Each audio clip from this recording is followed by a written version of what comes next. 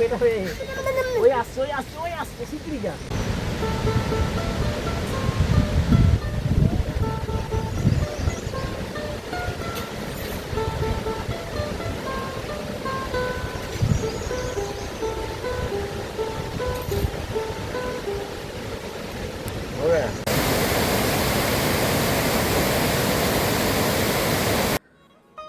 পায়রো থেকে ব্যাম্বুর উদ্দেশ্যে রওনা দিয়েছি।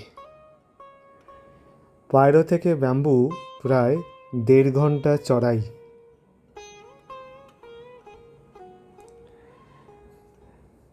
সমুদ্রপৃষ্ঠ থেকে 1992 মিটার উঁচুতে ব্যাম্বু অবস্থিত। আমি, পার্থদা, পৃথিবীদা, সৌমল্যবাবু, প্রসূনবাবু আস্তে আস্তে ব্যাম্বুর দিকে যাচ্ছি।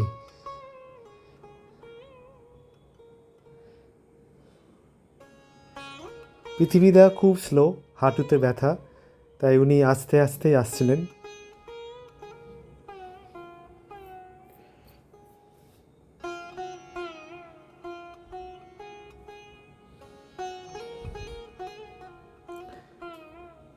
ব্যাম্বু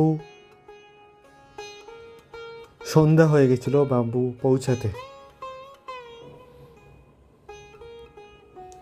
একদম নদী ঝর্ণার পাশে ব্যাম্বু একটি ছোট্ট জায়গা, থাকার জায়গা অবস্থিত।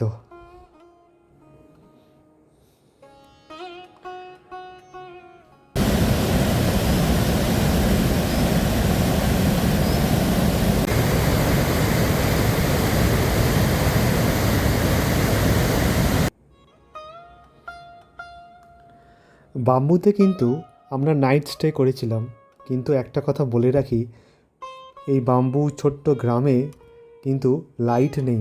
আমরা রাতে বিনা লাইটে ছিলাম।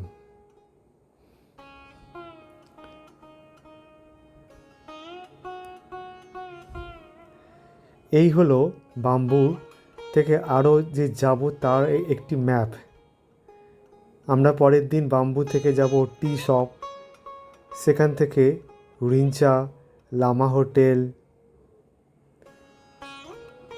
রিভার সাইড, ঘোড়া তাবেলা, থাংস আপ পেরিয়ে আমরা যাব লাংথাং ভিলেজ, সেখান থেকে মুন্ডু, সেখান থেকে গোম্পাতে থেকে আমরা পরের দিন কিয়াঞ্জিরি ক্লাইম্ব করব।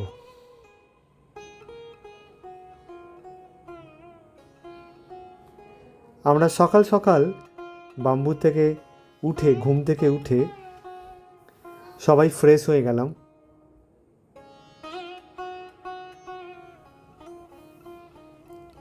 আর রুটি, তরকারি আর একটা করে ডিম সেদ্ধ ছিল ব্রেকফাস্ট, যার দাম নেপালি রুপিস 800 টাকা। মাত্র একটা রুটি, তরকারি আর একটা ডিম সেদ্ধ। যত উপরে যাচ্ছি খাবারে খরচ তত বেশি। বলা হচ্ছে বর্ষা আসলেই কিন্তু কোনো বাড়িঘর থাকে না, বর্ষার জলে সব ধুয়ে মুছে সাফ হয়ে যায়, তাই কোনো মতে এখানে থাকা।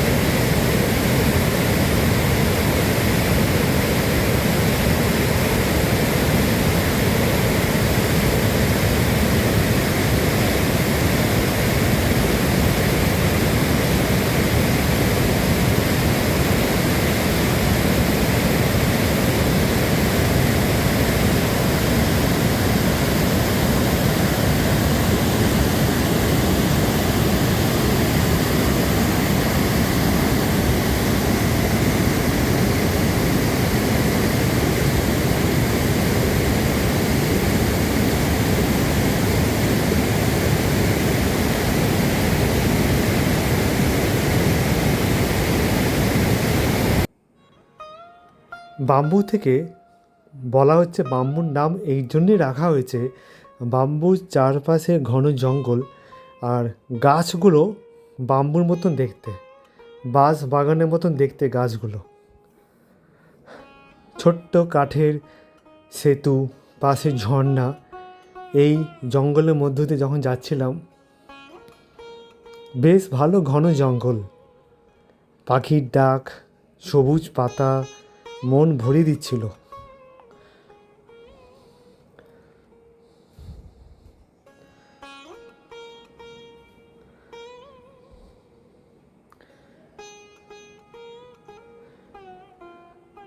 শহর অঞ্চলে তো এরকম জঙ্গল পাই না, তাই এখানে এসে যখন এরকম জঙ্গল পেলাম, বলে না জঙ্গলের মঙ্গল, সত্যি ওই রকম অনুভব করছিলাম।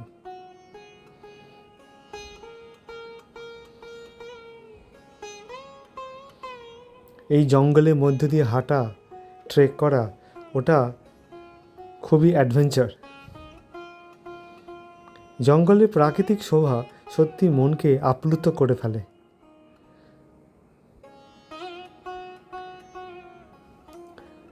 গাছগুলো উঁচু উঁচু,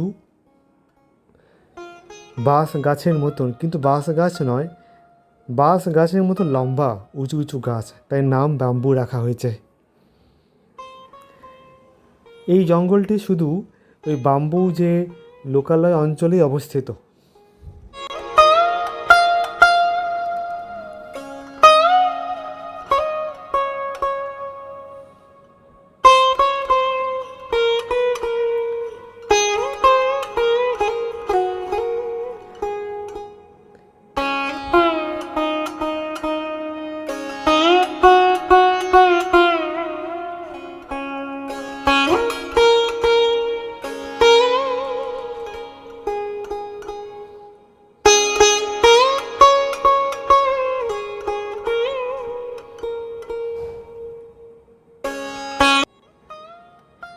এবার আপনাদের সেই জঙ্গলের পাখির আওয়াজ শোনাবো।